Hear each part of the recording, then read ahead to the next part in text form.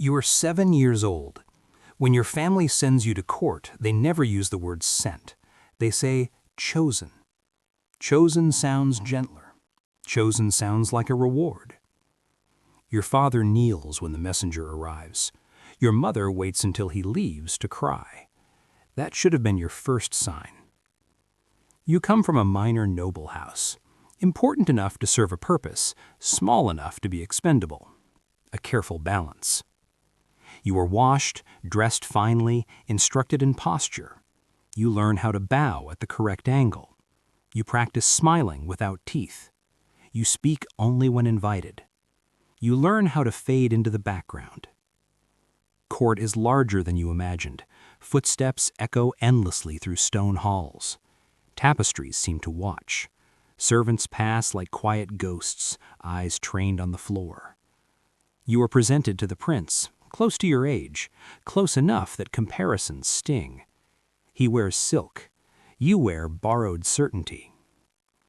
They tell you that you will learn together, eat together, study together, grow side by side. No one explains why you were selected instead of another child. No one explains what happens when the prince fails. You sleep in a smaller bed nearby, close enough to hear him breathe, close enough to remember your place. By 9, lessons turned rigid. Latin before breakfast, scripture before noon, correction threaded through every hour between. Tutors see everything: how you stand, how long you pause, where your eyes drift when you doubt yourself. Errors are recorded carefully, corrected solemnly, as seriously as prayer. The prince struggles with his letters. You do not.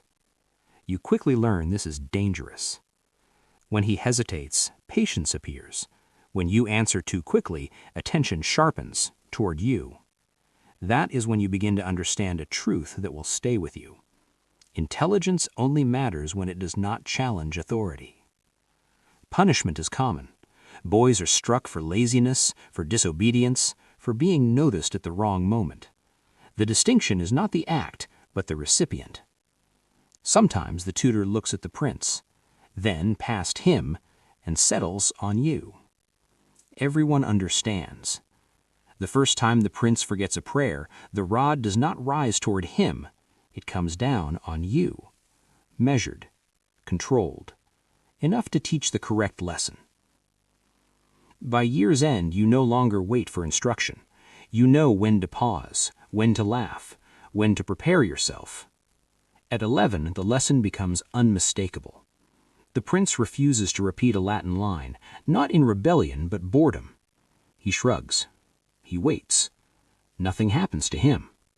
Instead, the tutor turns to you. The room stills. Servants freeze. Other boys lower their gaze. The prince watches, curiosity replacing confusion. You are told to step forward. You want to speak. You do not. Explanations are risky. You extend your hands. The strikes come, controlled, deliberate, repeated. Enough to hurt, careful enough to leave no visible trace. The prince watches. Something like guilt flickers, then disappears. Later he avoids your eyes. That avoidance hurts more than the blows. No one apologizes. Dinner proceeds as if nothing occurred. You eat quietly, hands aching, understanding more than you did before. That night, you do not cry. You study harder. You memorize faster. By 13, you understand your purpose. No one confirms it. They don't need to. When the prince is late, you tense. When he misbehaves, you calculate. When he grows restless, you prepare. You correct him gently, never sharply, never enough to sound superior. Sometimes he listens. Sometimes he smiles and ignores you. Tutors praise your discipline. Courtiers praise your loyalty. They call you brave. Funny how bravery always belongs to the one who suffers for another's ease. Punishment becomes expected. You learn how to endure without reaction, how to bow afterward, how to give thanks. That part matters. The prince grows accustomed to it. He stops flinching. Sometimes he looks relieved, sometimes entertained. You wonder what this is teaching him and what it is turning him into. At night, laughter echoes through the halls.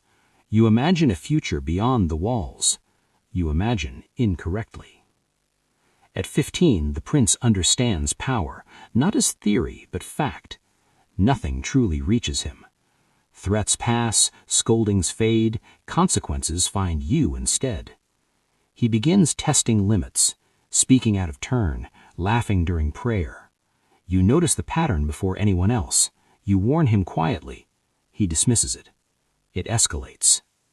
Punishments grow harsher, justified as character building. Yours, apparently. You stop counting strikes. You start counting days between them. Sometimes there are none. He avoids your gaze afterward, not from guilt, from inconvenience. Resentment forms. You bury it. Resentment is dangerous. You smile again. This one is practiced. Power, you realize, does not transform people. It reveals them. At 17, punishment becomes public. Lessons gain an audience. You are summoned forward before nobles who pretend not to look. Pain becomes demonstration. Silence becomes skill. You are no longer a companion. You are evidence. No one intervenes. Intervention would require honesty. Honesty would be inconvenient. Praise follows. They call you fortunate. They say history remembers loyalty. You are learning history remembers princes. At night, you study your hands. You wonder how much can be taken. The answer is more. At 21, your body reacts before your thoughts do. You flinch at footsteps. You wake already exhausted. Punishments are rarer, heavier. You consider leaving, then reality arrives. Your family benefits because of you. Land, protection, invitations. Your obedience feeds them. The message is gentle but unmistakable. You stay. This is captivity without chains. At 21, a boy arrives. Younger, smaller, clean. You recognize the look in his eyes. That recognition hurts most of all. No announcement is made. Your name simply fades from use. You are reassigned quietly, watching him learn what you once did. You want to warn him. You do not. Warnings without power are useless. At 23, you leave. Released is a kinder word than deserved. Beyond the walls, freedom feels wrong. No one